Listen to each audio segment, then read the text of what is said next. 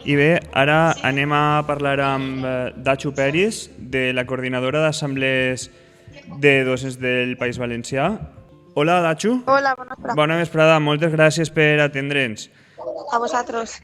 Bé, te cridaven sobretot perquè volíem saber com estava la qüestió de la caixa de resistència. Crec que se va presentar fa 2 dies una caixa de resistència organitzada entre la coordinadora de docents del País Valencià i entre la coordinadora d'assemblees de docents i la Fundació Escola Valenciana. Ens podries contar un poc com s'ha gestat això? Sí, bueno, pues, conforme hem vist que s'estava allargant la vaga, hem vist que molta gent li costava allargar-la per qüestions econòmiques i pues, hem pensat que calia fer una caixa de resistència i amb ajuda, clar, la coordinadora no té entitat jurídica, aleshores hem buscat una altra associació, un altre col·lectiu que sí que tinguera un compte bancari i finalment Escola Valenciana s'ha oferit a ajudar i bueno, també des d'ací volem agrair l'esforç. Aleshores, en aquesta caixa de resistència el que volem és donar suport a la gent que ho necessita per a poder continuar fent la vaga indefinida. Bé, i dius que heu fet això en companyia de l'Escola Valenciana, més que res per aquesta qüestió també fiscal, però quin és el paper que té l'Escola Valenciana dins d'aquest procés? Tinc entès que és un simple contenidor, per dir-ho d'alguna manera, momentani, o n'hi ha una col·laboració estreta amb l'Escola Valenciana? No, a veure, que siga, com dius tu, el contenidor dels diners és una de les parts, una de les tasques que fa l'Escola Valenciana, però també ens ajudarà a gestionar un poc el tema de després com repartir els diners, en totes aquestes gestions que, clar, nosaltres tampoc és que tenim molta experiència en aquestes coses i ens ha ajudat enseguida, s'ha oferit a ajudar-nos. Et pregunta Ivan. Dachu, molt bona vesprada.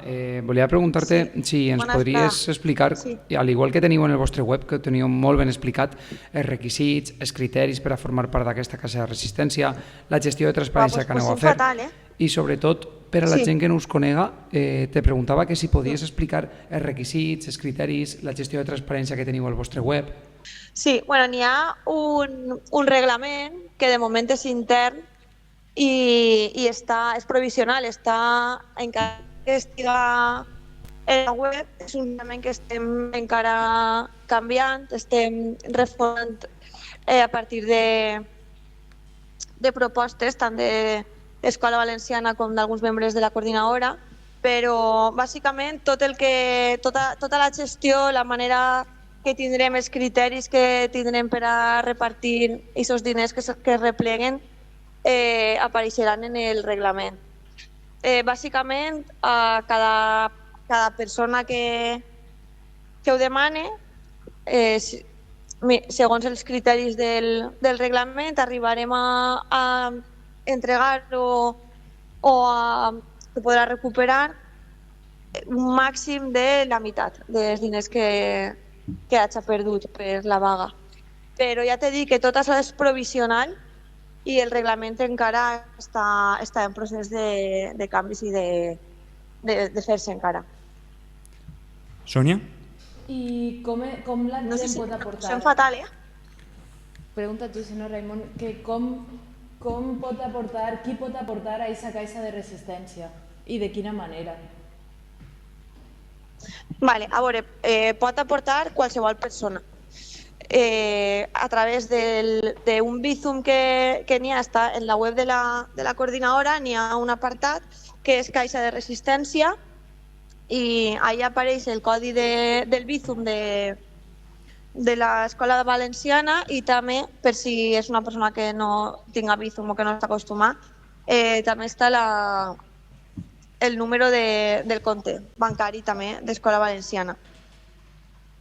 Pues moltíssimes o bé gràcies. transferència al número de compte o d'un Bizum a aquest codi ha de ser quan fas el Bizum tens l'opció d'un número de telèfon normal o apareix l'opció de codi de ONG. Ha de ser a través de codi ONG. No s'ha de posar el número d'aquest codi com si fos un número de telèfon perquè te donarà error.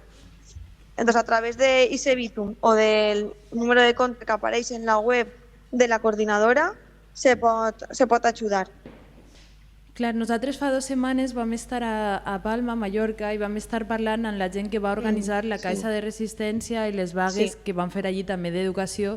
De fet, en el seu cas va ser un èxit que nosaltres a València diem a veure si es fa, perquè de fet ells es va sobrar, crec que ens comentaren vora 200.000 euros, aleshores no tot el món va reclamar-lo i està bé també inclús tindre un sobrant per a futures vagues, no? que al final la història ens ha demostrat que les caixes de resistència i les vagues indefinides van un poc de la mà, no? No sabia si havíeu contactat, per exemple, gent de les Balears o gent de Catalunya que també està en la mateixa situació organitzant el mateix. Sí, de Catalunya no, però la gent de les Illes sí que havíem contactat més que res per a veure aquests criteris a l'hora de com repartir aquests diners, perquè clar, sabem que potser se'n vaig de les mans i ens arriben molts diners i a l'hora de repartir fa falta pues això, moltíssima transparència i fer bé les coses, i sobretot per a fer-ho de la manera més justa possible. I sabem això, que no tot el món que fa vaga va a reclamar, també dins dels criteris pues, hem vist coses gràcies a les companyes de les Illes que igual nosaltres no havíem tingut en compte, com per exemple pues, igual reps una multa en alguna acció dins del context de la vaga, encara que no facis vaga molts dies o que aquest dia no estigués fent vaga però que per horari pots anar a aquesta acció, pues, també pots reclamar aquests diners. Doncs, sí, ens hem fixat en aquesta gent, és per a nosaltres un referent, sobretot els de les Illes, i tratem d'aprendre d'ells, sobretot per a, ja t'he dit, per a fer els criteris i el reglament. Pues moltíssimes gràcies. Com deia Ivan, queda superclara la informació i nosaltres animem a tot el món a compartir-la i si pot, a participar d'una manera o d'altra i si els fa falta contactar-vos per rebre aquests diners. Moltíssimes gràcies pel vostre treball. Moltíssimes gràcies a vosaltres. Vale, un plaer. Una abraçada. Adéu.